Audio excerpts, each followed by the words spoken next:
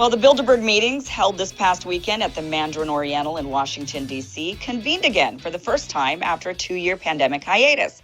About 120 of the West's most powerful people, including heads of NATO, CIA, and NSA, prime ministers of nations, big tech executives, and vaccine makers, gathered together to discuss the world's problems, mostly focusing on war and foreign policy.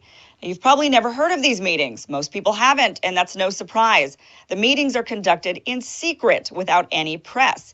In fact, the organizers are proud of the secrecy. On their website, they state, the meetings are held under the Chatham House rule, which states that participants are free to use the information received, but neither the identity nor the affiliation of the speakers nor of any other participant may be revealed. Thanks to the private nature of the meeting, the participants take part as individuals rather than in any official capacity, and hence are not bound by the conventions of their office or by pre-agreed positions.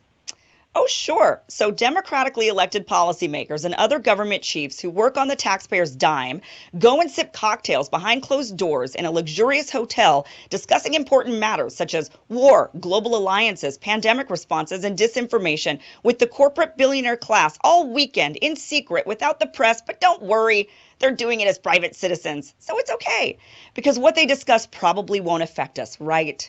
They actually completely blocked off the Mandarin Oriental for these meetings. Here's independent journalist Josh Friedman reporting from the location. Now, the Bilderberg meetings actually have their own website where they do give us some insight into what it is they talk about and who attends. This year's meeting covered 14 topics: geopolitical realignments, NATO challenges, China, Indo-Pacific realignment, Sino-US tech competition, Russia, continuity of government and the economy, disruption of the global financial system, disinformation, energy security and sustainability, post-pandemic health, fragmentation of democratic societies, trade and deglobalization, and finally, Ukraine. In fact, The Guardian reported that Zelensky himself was rumored to be making an appearance via Skype.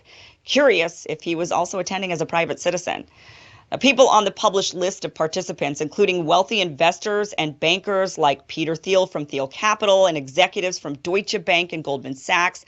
The CEO of Pfizer was there, presumably to talk about post-pandemic health. The list includes many from the artificial intelligence space, such as executives from Facebook and DeepMind, as well as the former head of Google, oil and gas executives from Shell and Naftogaz, Ukraine's largest oil and gas company. Many experts on Russia and Ukraine were in attendance, as well as politicians, policymakers, and global leaders, such as Senator Kirsten Sinema, NSA Director Jake Sullivan, CIA Director William Burns, the King of the Netherlands, Canada's Deputy Prime Minister Chrystia Freeland, Finland's Prime Minister Sanna Marin, Dutch Prime Minister Mark Rutte, the head of French intelligence, and even Henry Kissinger. This year's meeting was led by the Secretary General of NATO, Jens Stoltenberg.